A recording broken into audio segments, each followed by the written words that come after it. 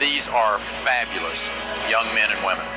And over the last 8 years, I will tell you, there has been some substantial concern, not only by the degradation of their ability to have the resources that they need, but there's beginning to be a trust factor.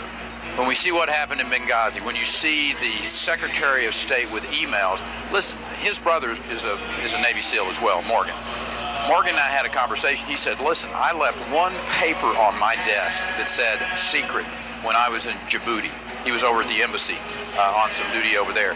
And he said, they almost kicked me out of the teams when I walked away from my desk and left that one piece of paper on there.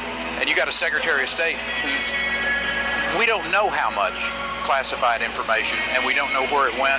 So that, along with, are they going to be there for me if I'm halfway around the world and I get in a sling? Is the government going to be there to help me? Are they going to do everything they can to bring me home?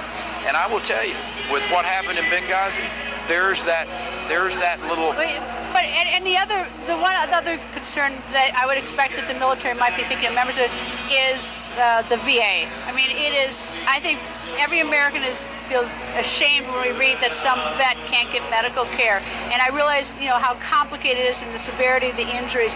But one of those candidates better have a good plan to clean that up for the American voter. You agree?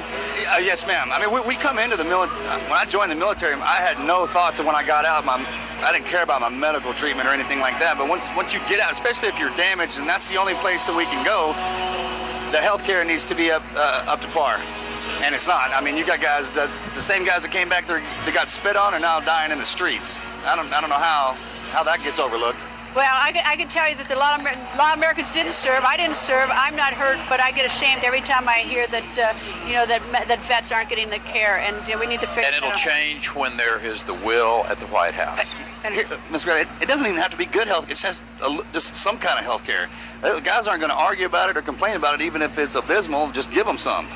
It's just, well, it needs to be good. It needs to be as good as we got in this country for the boys and girls that serve this country. I'm speechless on the topic because it's so, we got to take care of you all. Thank you both for joining us.